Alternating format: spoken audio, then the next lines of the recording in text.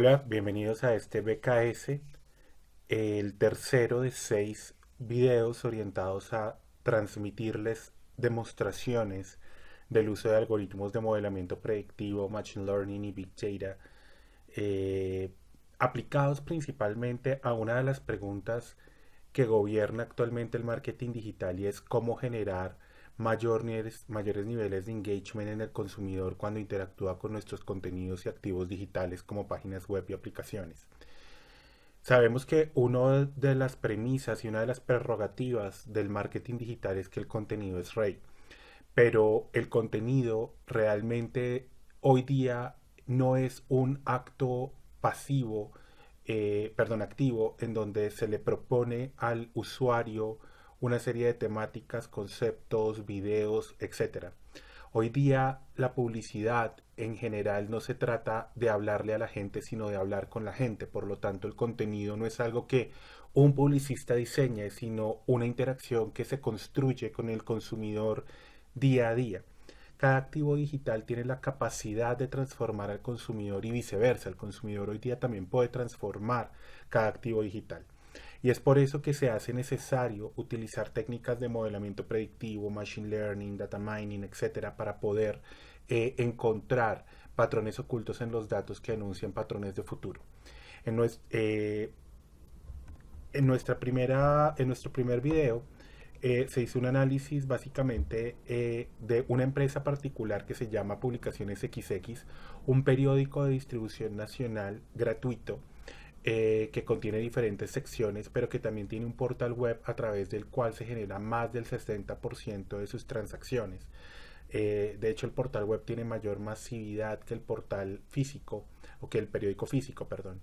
Y el objetivo un poco de esta serie de demos es lograr mostrar cómo a través de data mining y machine learning podemos construir un motor de publicidad programática que aproveche el comportamiento de la audiencia, lo prediga y asimismo se logre generar la siguiente mejor oferta de contenido. En este tercer video vamos a hablar de segmentación de audiencias. En el primer video estuvimos hablando sobre cómo generar medición de conducta motivada y de la interacción motivada entre el usuario y el contenido del website. Y para eso usamos la estrategia RFT. En el segundo video estuvimos analizando cómo utilizar algoritmos de roles, eh, roles placements y association roles como algoritmos para poder coger y el comportamiento digital que está plasmado en los logs de las páginas web y que se puede extraer a través de Google Analytics para entender hábitos complejos de comportamiento y pautas de comportamiento interactivo entre el usuario y el website.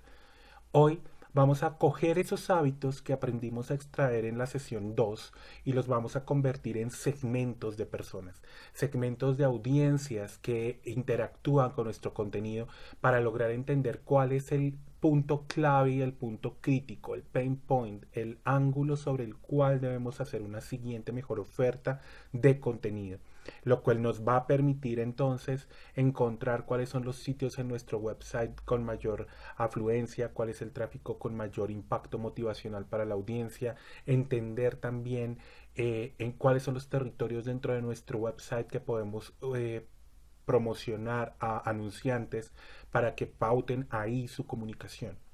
En esta sesión, el día de hoy, vamos a analizar entonces cuatro grandes capítulos. En el primero vamos a hacer un breve recuento de lo que ocurrió en la sesión 1 y 2.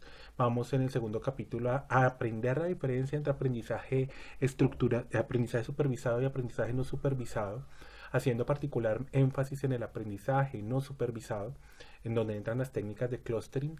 Vamos a hacer una demostración también usando Enterprise Miner y como se ha dicho en otros videos, si bien en Cinetic usamos SAS para hacer analítica, sabemos que un verdadero minero de datos, un verdadero Big Data Analyzer no depende de una herramienta. Esto puede hacerse en Miner, puede hacerse en Modeler de IBM, puede hacerse en herramientas open source, porque realmente se trata es de comprender el principio, la técnica y la necesidad de negocio más que una herramienta que defina el rumbo sobre el cual se debe operar. Al final haremos un breve recuento y continuaremos con nuestro siguiente vídeo. Entonces comencemos en el capítulo 1 haciendo este recuento que hemos dicho. En Cinetic hemos construido una metodología en 6 bloques para poder construir publicidad programática.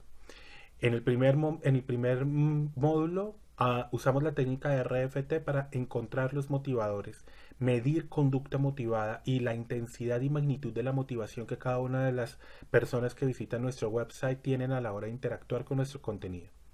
En un segundo capítulo usamos las técnicas de reglas de asociación y aprendimos las métricas de support, confidence, leave, expected confidence y cómo estas reglas se pueden unificar creando hábitos y cómo estos hábitos pueden agruparse construyendo pautas de comportamiento interactivo en cuanto a consumo de aplicaciones y de contenidos en nuestro website.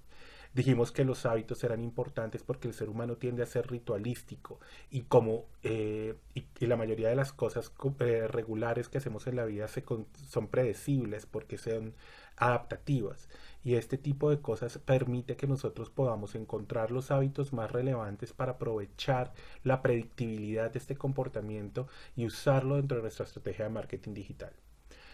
En este vídeo, el vídeo número 3, vamos a utilizar las técnicas de clustering para poder coger todos esos hábitos y pautas de comportamiento y construir segmentos que nos permitan identificar núcleos o universos de personas con necesidades específicas de contenido, con necesidades específicas no de contenido, sino necesidades específicas de información que nosotros podamos satisfacer por medio de nuestro contenido. En otros vídeos vamos a analizar las otras 3 capítulos de nuestra metodología de construcción de programática. Sin embargo, hoy vamos a hacer particular énfasis en el segmento 3, en el capítulo 3. Entonces hablemos un poco sobre qué es aprendizaje no supervisado y aprendizaje supervisado. Grosso modo, las técnicas de Big Data, Big Data Analytics, Data Mining y Machine Learning podrían dividirse en 2 grandes mundos, siendo esto reduccionista pero completo. El mundo del aprendizaje no supervisado y el mundo del aprendizaje supervisado. El mundo del aprendizaje no supervisado concluye todas aquellas técnicas orientadas a encontrar el patrón oculto detrás de grandes volúmenes de datos.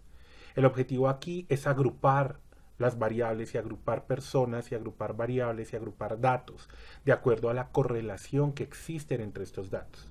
No hay una variable que nos diga cuál es el resultado a predecir, no hay una variable que nos diga cómo deben agruparse estos datos. Simplemente aprovechando las correlaciones naturales y orgánicas entre las variables que estamos levantando se encuentran grupos y perfiles y clusters, ya sea de variables o de personas, con el objetivo de tener una visión panorámica de cada uno de ellos en conjunto. Aquí en el aprendizaje no supervisado entran una gran familia de técnicas, una gran variedad de técnicas donde encontramos el análisis cluster. Dentro del análisis cluster podemos encontrar el clustering en K-medias, el método del centroide, el método de Ward y otros muchos más que vamos a analizar brevemente hoy. Eso en cuanto al análisis de personas, cuando uno va a clusterizar personas, a segmentos de personas. Sin embargo, uno también puede agrupar variables. Y para eso existe entonces también el clustering de variables, el análisis factorial, el análisis de componentes principales. También se han desarrollado técnicas basadas en redes neuronales para hacer ya sea clustering de personas o de variables, que son los modelos, por ejemplo, de reglas de Kohonen o grupos de Kohonen. También lo vimos en la sesión 2, existen técnicas de aprendizaje no supervisado como las reglas de asociación. Y toda esta gran familia constituyen un grupo de técnicas orientadas a hacer Big Data Analytics. Por otro lado, también tenemos un conjunto de reglas y de técnicas llamadas aprendizaje supervisado. Y es el tipo de modelamiento matemático que aprendimos en el colegio. Cuando vimos en el colegio funciones, vimos que la función de y es igual a x más x por x más x por x más etc. Este tipo de funciones donde y es igual a x es el prototipo ideal, aunque no completo, pero sí metafórico de cómo funciona el aprendizaje supervisado. En el aprendizaje supervisado hay una variable resultado que queremos predecir, una o varias variables resultado sobre la cual queremos hacer la predicción. Por ejemplo, si yo quiero predecir la fuga de un cliente, pues la variable resultado es los clientes que se me han ido versus los que no se me han ido. Y tengo un conjunto de variables X que son las posibles causas de ese fenómeno de fuga de clientes, donde está, por ejemplo, los PQRS, la satisfacción con el producto, entre muchas otras más. El aprendizaje supervisado es aquel tipo de estructuras de analítica en donde queremos predecir un resultado y esa variable resultado o Y orienta el aprendizaje de las variables X o causas potenciales del fenómeno.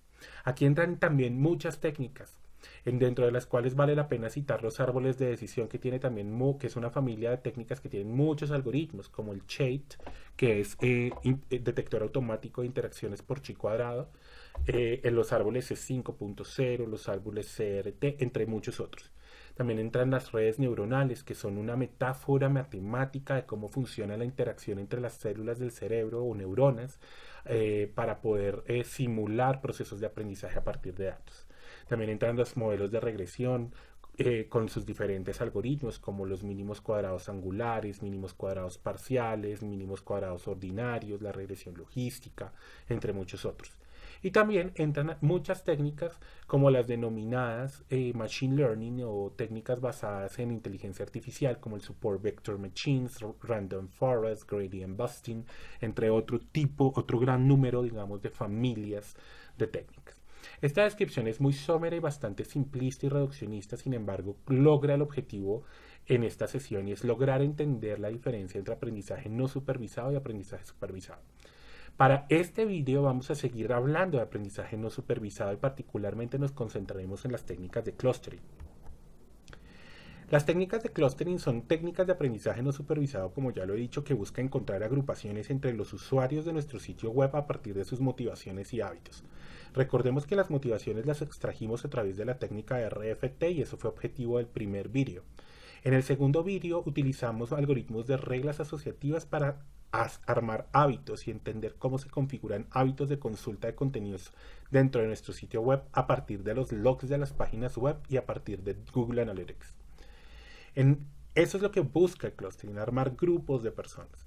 Generalmente uno entiende en marketing los segmentos y los clusters. Uno puede encontrar el grupo de los piloto automático, por ejemplo, que son el grupo de aquellas personas que van a hacer compras y no piensan ni en el precio, ni en la promoción, ni en el empaque, sino que solamente van echando productos a la canasta. Y uno también puede encontrar otro segmento en los supermercados, por ejemplo, de, no sé, los superanalíticos, que son los que revisan la etiqueta, revisan las calorías, revisan el precio, analizan la promoción, sacan calculadora, llevan lista de mercado, entre muchas otras características. Noten que entre los piloto automático y los superanalíticos, en este ejemplo hipotético de segmentos en un supermercado, son segmentos perfectamente diferentes entre los dos. El piloto automático se comporta diferente al superanalítico, pero las personas que quedaron clasificadas dentro de esos grupos son muy parecidas entre ellas. Es decir, si yo cojo dos pilotos automáticos, se van a parecer mucho entre ellos en su patrón de compras, y si yo cojo dos superanalíticos también se van a parecer mucho entre ellos, pero si yo comparo un piloto automático con un superanalítico me voy a encontrar que son como el agua y el aceite en su comportamiento de compra.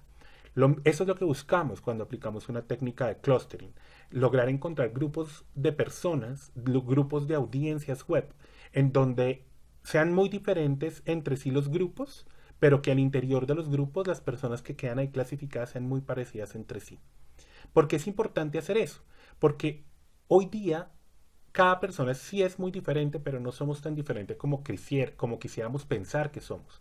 Respondemos al mismo ambiente y como tenemos el mismo ambiente en términos estructurales, tendemos a agruparnos y a formar grupos dependiendo de nuestro comportamiento, formas de pensar, actitudes, hábitos, entre otras.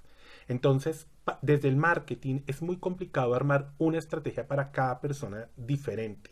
Por más de que hoy hablamos de un contenido personalizado y de marketing contextualizado, realmente no es que el estratega de marketing tenga que pensar en cada persona individualmente, en cada uno de los 45 millones de colombianos.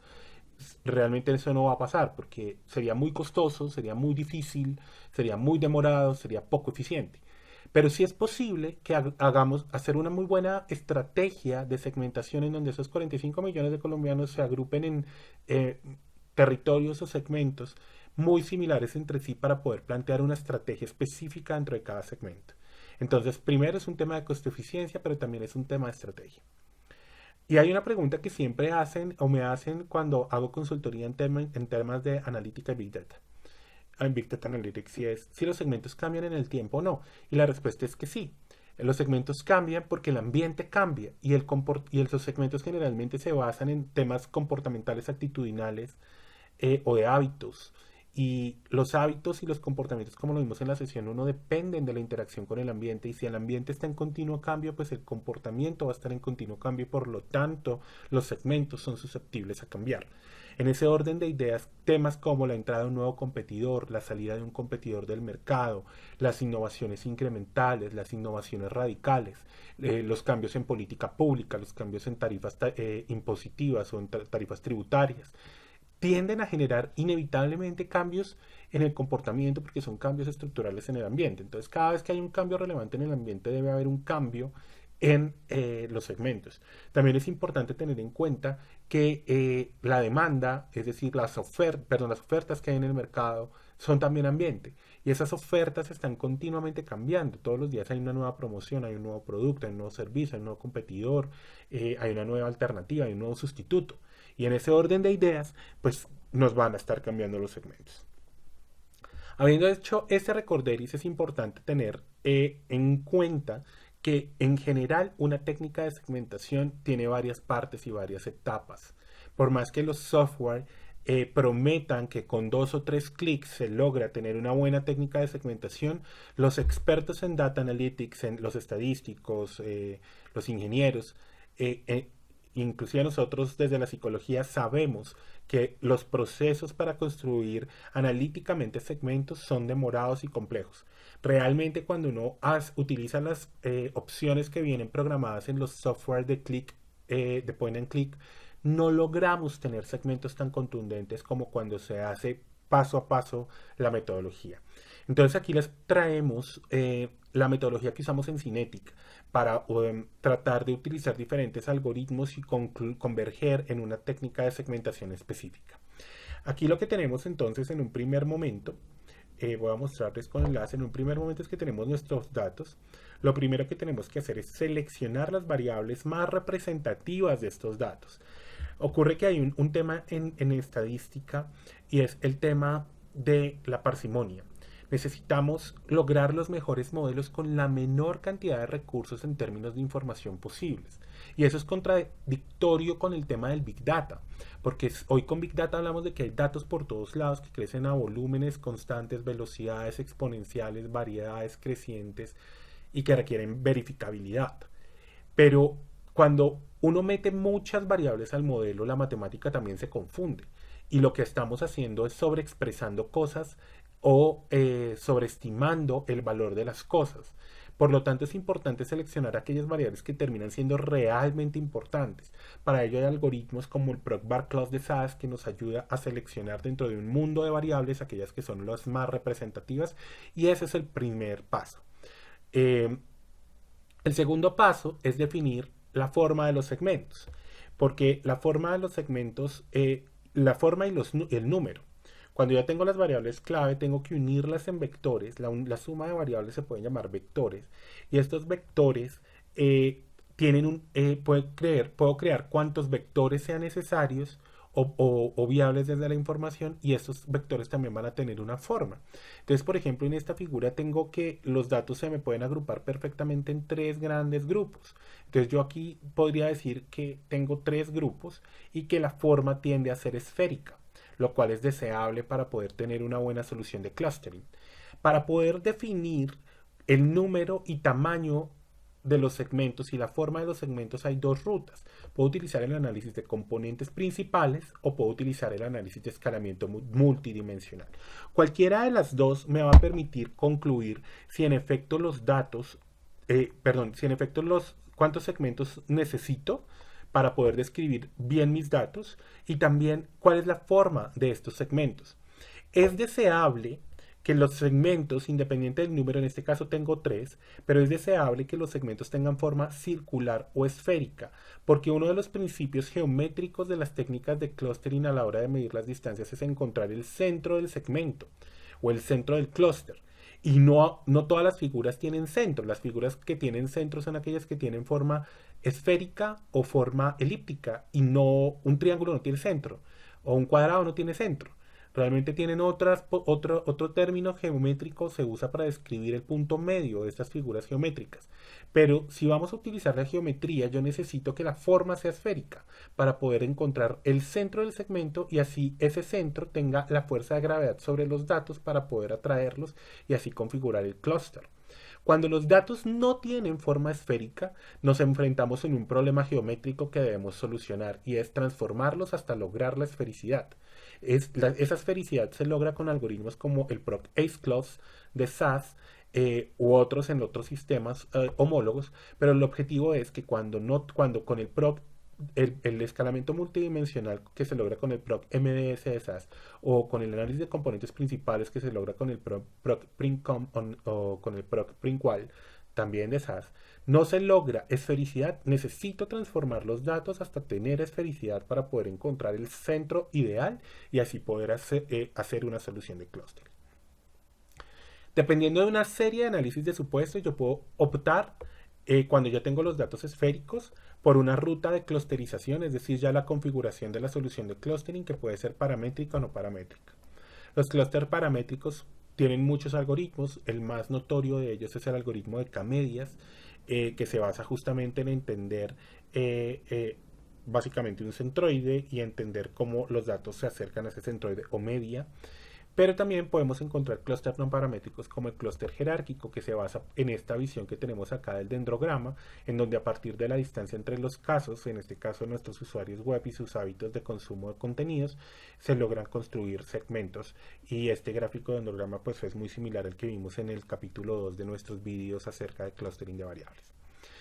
Esto suena muy técnico, pero es importante tenerlo en cuenta porque realmente no es soplar y hacer botellas. Hay una lógica debajo de la construcción de estos procesos analíticos, y por más que un software prometa que con clic se logra, generalmente las soluciones de clic que vienen preparametrizadas dentro de los software no logran ser muchas veces lo suficientemente contundentes, y hay que hacer este proceso a mano para poder lograr una solución eficiente que nos permita entender clústeres reales.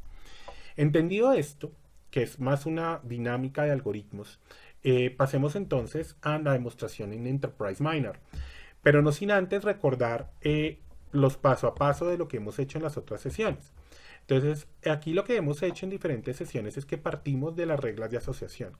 En la sesión 2 observamos que las reglas de asociación son la forma en la que nosotros utilizamos para encontrar hábitos. Encontramos que estos hábitos o reglas tienen indicadores que nos permiten medir si son realmente eficientes o no.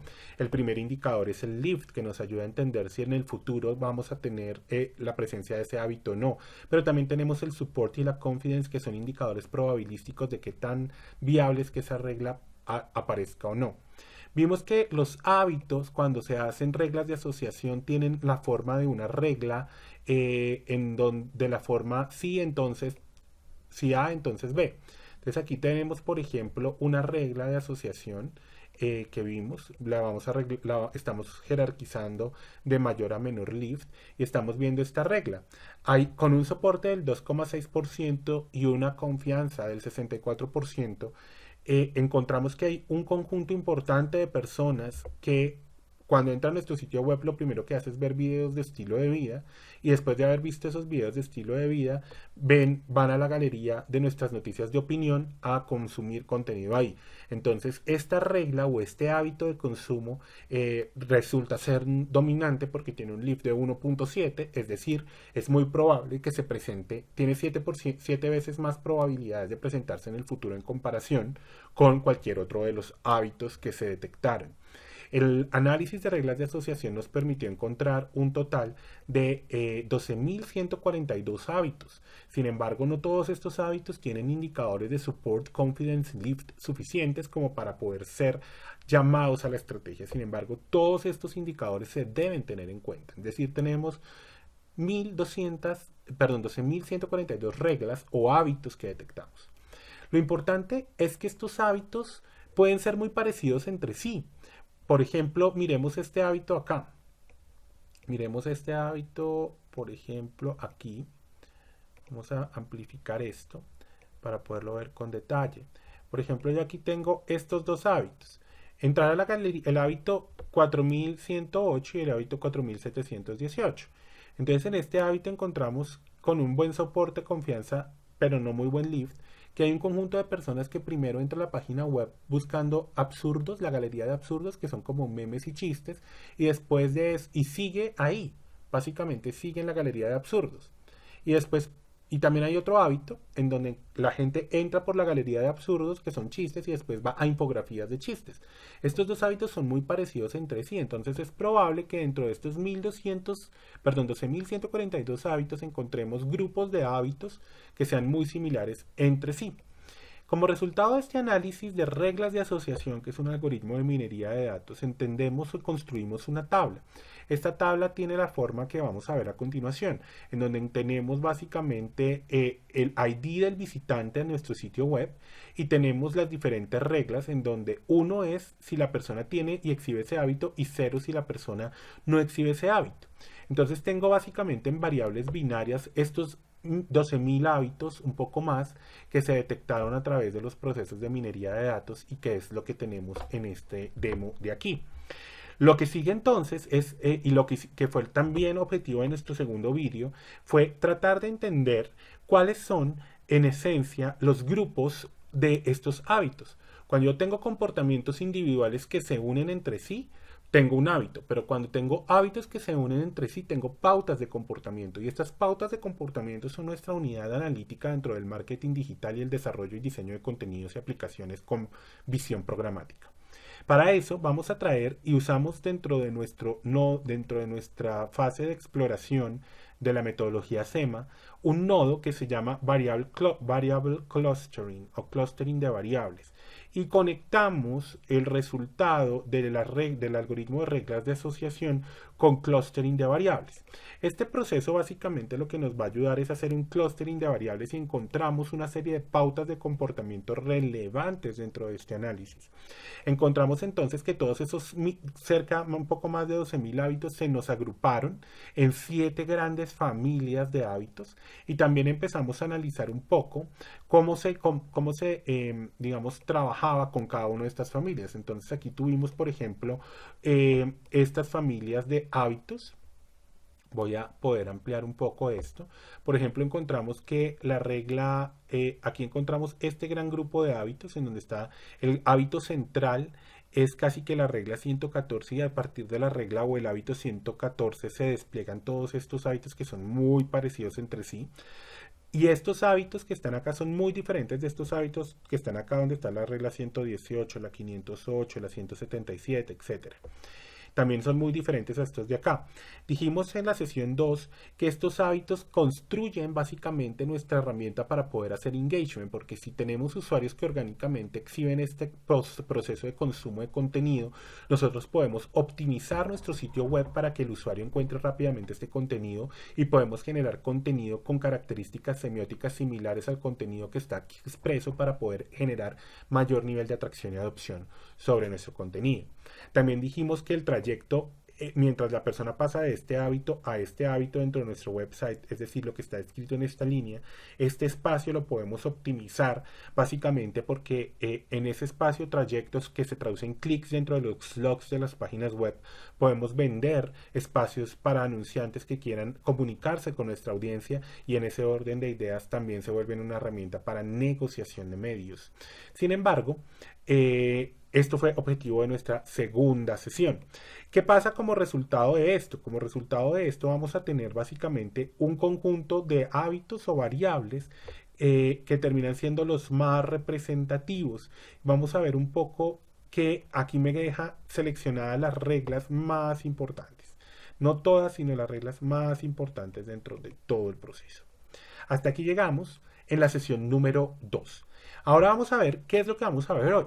Recordemos que también en la sesión número 1 utilizamos la regla RFT para poder determinar cuál es el nivel de motivación de los usuarios al interactuar con nuestros contenidos. Y desde SAS también generamos el score RFT para cada uno de los micrositios de nuestro sitio web.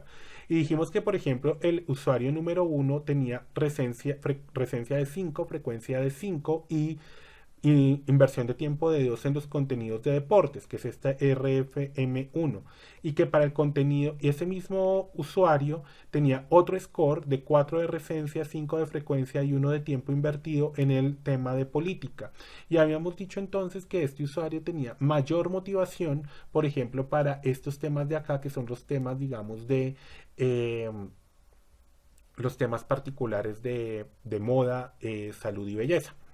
Y es básicamente su motivación. En ese orden de ideas tenemos que básicamente cada uno de nuestros micrositios web tienen unos indicadores motivacionales que extrajimos, como ya sabemos, haciendo uso de la metodología Dataflows de calidad de datos, pero a partir de los logs de las páginas web y de Google Analytics. Teniendo en cuenta esto, también es importante tener en cuenta que hay gente, por ejemplo, miren esto, aquí tenemos muchos perdidos acá, tenemos, estos usuarios no tienen score RFT para los temas de salud y belleza, estos de acá no tienen un score RFT para los temas de actualidad, estos no tienen score RFT para los temas de educación y así sucesivamente. Para lo cual es importante hacer un tratamiento que vamos a llamar básicamente imputación de la mediana.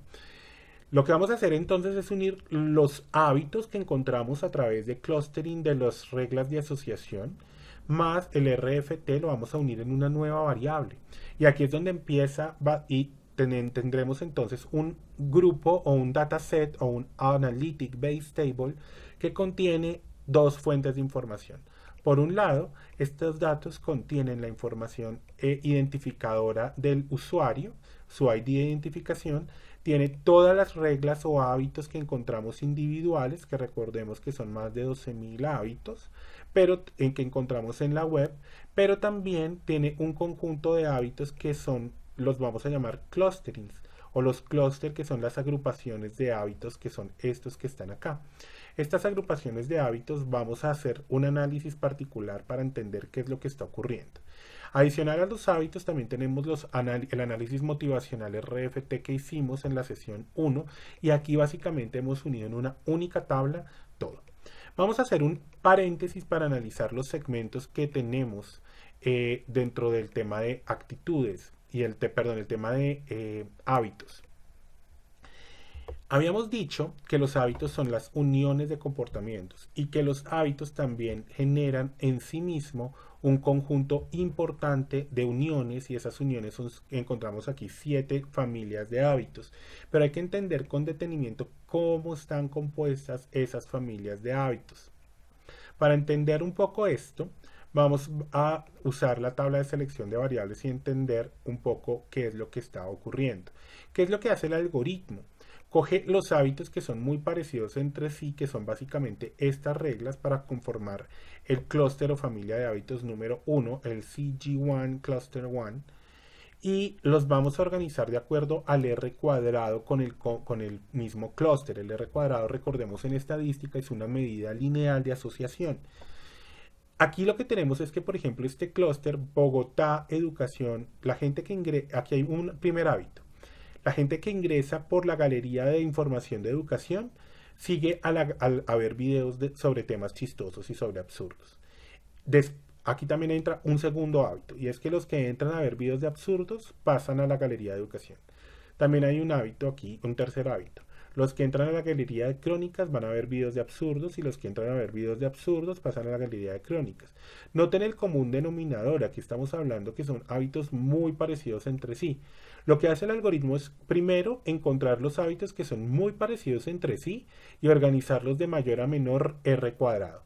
Y el sistema va a ayudarme a seleccionar aquella regla, en este caso es la regla 105, con mayor R cuadrado para que prosigan el análisis. Vamos a omitir todas estas otras reglas porque son muy parecidas a esta regla de aquí y las personas que tienen esta regla también tienden a tener estas otras. Entonces, de esa manera vamos reduciendo el número de variables que vamos a tener en cuenta dentro del análisis para lograr ser más parsimónicos, que como veíamos hace un rato, Se deben lograr las mejores predicciones y los mejores modelos con el menor número posible de información, porque eso nos hace eficientes y hace que el modelo no se confunda y que nosotros tampoco, porque como tomadores de decisión tampoco es que tengamos un espacio ilimitado en nuestra memoria y en nuestra atención para contener ahí todas las variables que se necesitan para tomar una decisión al momento en que haya que tomarse, se tenga que tomar, perdón. Habiendo entendido esto, entonces vamos a utilizar el algoritmo de clustering. Todos estos procesos que definimos en la presentación hace un momento cuando les explicaba el ejercicio que hay que hacer para hacer una solución de clustering eficiente, en donde hay que primero seleccionar las variables, después hay que seleccionar el número de segmentos y el tamaño o la forma, perdón, que tiene esos segmentos, que se logra con los componentes principales, el escalamiento multidimensional, la misión de lograr esfericidad para poder encontrar el centro, que se logra con el IceClust y las técnicas de clusterización. Enterprise Miner tiene básicamente una serie de macros que nos permite hacer todos esos procesos de manera guiada, aunque tenemos que parametrizarlo. Entonces aquí en la parte de exploración podemos traer básicamente nuestro algoritmo de clustering y lo conectamos a la tabla que hemos unido de los ejercicios analíticos de la sesión 1 y 2. En este proceso de clustering lo que vamos a hacer básicamente es parametrizarlo. Vamos a utilizar, en cuanto al término de la forma de seleccionar el número de clúster, vamos a utilizar el método del centroide. Vamos a trabajar un proceso de recodificación de variables ordinales mediante el rango y mediante modelos lineales generalizados para el proceso nominal, las variables nominales. Todo lo que sean valores perdidos, como vimos hace un momento, los valores RFT para algunas partes del sitio web estaban perdidos porque la gente no exhibía hábito de consulta ni de consumo sobre esa información. Por lo tanto, si la variable es intervalar, vamos a, digamos, interpolar o sustituir el valor perdido con la media para no perder el caso. Si fuera una variable nominal, lo vamos a sustituir con la moda, y si fuera una variable ordinal, lo vamos a sustituir con la mediana. Con esta parametrización vamos a correr el proceso de clustering, y este proceso de clustering nos tendría que dar un conjunto de segmentos, y estos segmentos sabemos entonces que son agrupaciones de personas. Y en efecto, el algoritmo nos permitió encontrar 15 segmentos. Noten que el segmento número 1 es el segmento más grande. Este segmento, perdón, el segmento número 15 es el segmento más grande de todos. Y este es el segmento, digamos, más relevante. El siguiente es el segmento número 14, 13, 12, 10 y así sucesivamente. Aquí nos está saliendo cuáles son las variables más importantes en la construcción de esta segmentación. Noten que la regla 159 es la más importante, tiene una importancia del 100% a la hora de construir eso, y es este hábito en donde la gente ingresa a la página web buscando la galería de deportes, y después de buscar temas de deportes va a la galería de educación. La regla número 31, que es cuando la gente ingresa buscando infografías educativas y después va a la galería de información educativa. La regla número 15, que es la gente que ingresa a la página web buscando crónicas en video y después pasa a la galería educativa. Después es la regla 201 con un peso del 93 de importancia. Del punto 93 es aquella gente que ingresa a la galería de temas de educación y después pasa a la galería de crónicas, y así sucesivamente. O sea, este set de variables son aquellas que determinaron ser las más relevantes y eficientes para lograr diferenciar a los usuarios de la página web. Hasta aquí hemos logrado tener clusterización y logramos dividir las personas que visitan nuestro sitio web en 15 grandes segmentos. El segmento 15 es el más grande, el segmento 16 tal vez uno de los más pequeños. Pero hasta este momento no hemos logrado perfilar las necesidades de información y las cuestiones que, digamos, terminan siendo influyentes en cada uno de los segmentos. Para eso, básicamente, dentro del nodo o dentro de la fase de la metodología de evaluación, Enterprise Miner cuenta con una herramienta que nos permite hacer el perfilamiento de los segmentos que hemos encontrado. Este perfilamiento de los segmentos nos va a ayudar a definir entonces quién es cada uno de los segmentos. Vamos a correr la herramienta de perfilamiento, y tras entender un poco este proceso vamos a definir algunos de esos segmentos. Volvemos a encontrar entonces aquí los 15 segmentos que visualizamos en la solución anterior. Aquí tenemos el gráfico de la importancia de cada una de las variables que entendemos. Entonces, por ejemplo, en el segmento número 15, El segmento número 15, la variable más importante es que tiene un alto RFT hacia el tema de tecnología. Noten que este segmento o el segmento número 15, que miremos que es el segmento más importante, que es este segmento de acá, que si miramos en términos de datos, el segmento número 15 corresponde al 22.11%. Básicamente podemos ver aquí que es el segmento con mayor motivación hacia consumo de información de tecnología en la página web. Lo segundo más importante es básicamente el tema de entretenimiento. Entonces es una persona interesada en temas de tecnología, interesada en chismes y entretenimiento, pero también le interesa un poco los temas de mundo y educación. Básicamente es un interés general que se basa en tecnología en primer lugar. El segmento número 14 se basa, es diferente al segmento número 15, porque si bien el segmento número 15, que es el más grande, el segundo más grande es el segmento 14, y son aquellas personas que están buscando básicamente temas asociados a educación. Noticias de educación, política educativa, educación en el país, etnoeducación, serían los contenidos más relevantes para este segmento número 14. El segmento número 12 que vamos a mirar quiénes son, es el tercero más grande. El segmento número 14 principalmente está interesado en noticias y consumo de información del mundo. Todo lo que tenga que ver con noticias y relaciones internacionales sería el segmento número 12. Miremos rápidamente el segmento número 13. El segmento número 13 le interesa la política. El segmento número 11 le está interesando más, me está hablando desde una unión de contenido. Le interesan varias cosas, no un contenido particular como los anteriores segmentos, sino le interesa la variable más importante en este segmento es la regla 325. Tenemos que mirar cuál es la regla 325 para poder entender qué ocurre con este segmento. Entonces voy a cerrar el perfilador y me voy a devolver rápidamente a las reglas para poder entender qué ocurre con esta regla 325 y entender las necesidades del segmento número 13. La regla 325, voy a buscarla aquí rápidamente, es esta regla de acá. La 325 es una regla de consumo de contenido. Perdón, lo que hice fue perder la regla 325. Entonces organizo las reglas de mayor a menor y busco la 325. La regla 325 son aquellas personas que ingresan a la página viendo videos de política, pero después va a la galería para ver noticias educativas. Entonces podríamos decir que el segmento número 13 dentro del perfilador que estamos analizando, dentro del perfilamiento, perdón, de audiencia de nuestro sitio web, vamos a buscar aquí rápidamente el segmento número 13. Es el segmento número 11, perdón, es la regla 325.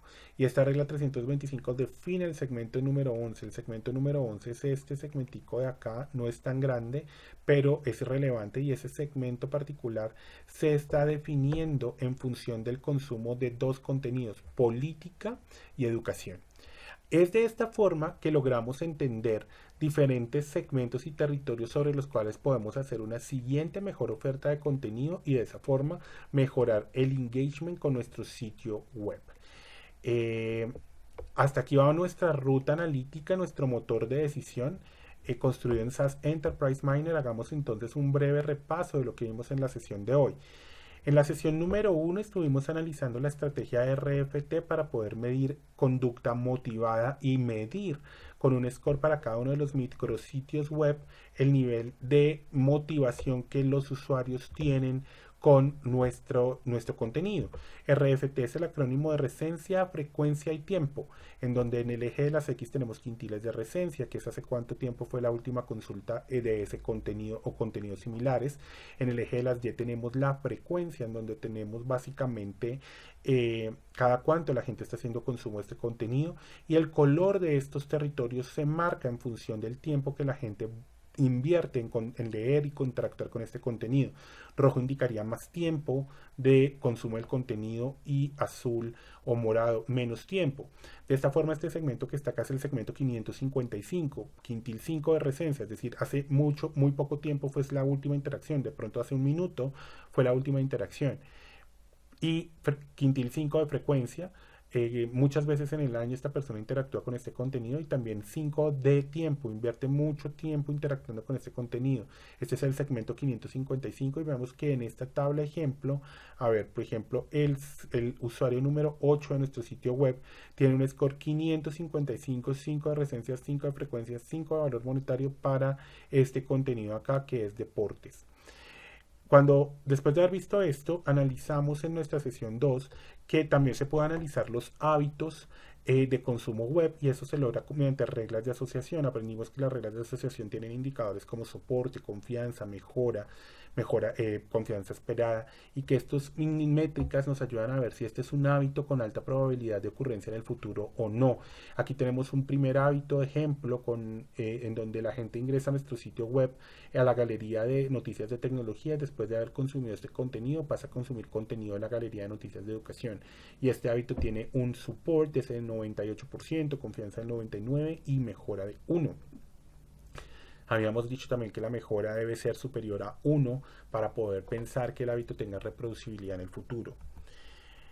Los hábitos pueden ser muchos. De hecho, en el ejemplo nos salieron más de 12.000 reglas o hábitos. Estos hábitos hay que clusterizarlos construyendo pautas de comportamiento complejo, y para eso utilizamos la regla de asociación, perdón, el clustering de variables, que es un algoritmo que está en la fase de exploración del Enterprise Miner.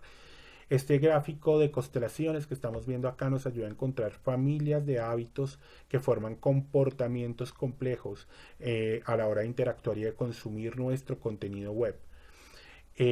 Básicamente estos hábitos, por ejemplo el clúster número 1, que es este clúster de acá, unifica estos hábitos, y lo que vamos a hacer es seleccionar el hábito con mayor R cuadrado para poder trabajar sobre este. Habíamos dicho que el principio de parsimonia consiste en construir los mejores modelos predictivos con la menor cantidad de información, y para eso debemos tener la información más representativa, y el hábito más representativo en el clúster 1 es este hábito de acá, el hábito en donde la gente ingresa a nuestra página web consumiendo contenido de la galería de noticias de educación, y después pasa a ver videos sobre chistes y temas absurdos. En este orden de ideas vamos a estar trabajando con este hábito y este hábito me va a simplificar o me va a representar a todas estas otras hábitos que están en este grupo de acá. Tenemos entonces que unificamos los productos del RFT con los productos de análisis de hábitos en este algoritmo de unificación. Y después aplicamos un algoritmo de clustering que nos permitió detectar más de 15 segmentos diferentes de usuarios de nuestro sitio web, y cada uno de estos segmentos fue, digamos, estructurado y descrito para poder entender, por ejemplo, que el segmento 15, que es este segmento más grande, es el segmento de personas con una alta afinidad a información sobre tecnología, y en segundo lugar en temas de entretenimiento. Casi que el segmento número 15 son tecnófilos que quieren entretenerse, no solamente quieren saber de tecnología, circuitos, software, aplicaciones, sino que también quieren saber un poco de chismes y de entretenimiento en general. Cada uno de los segmentos contó entonces con una descripción específica que nos permitió entender cuáles son las necesidades de información a la hora de consumir contenido en nuestro website. Es así como hemos llegado al cierre de nuestro tercer vídeo de la BKS Big Data Analytics en Digital World. Gracias por acompañarnos, esperamos sus comentarios, esperamos que esta información sea útil, y esperamos impartir en ustedes curiosidad hacia el Big Data Analytics, porque como decimos en Cinetic, el Big Data es mejor mostrarlo que presumirlo. Entonces, hasta un próximo video.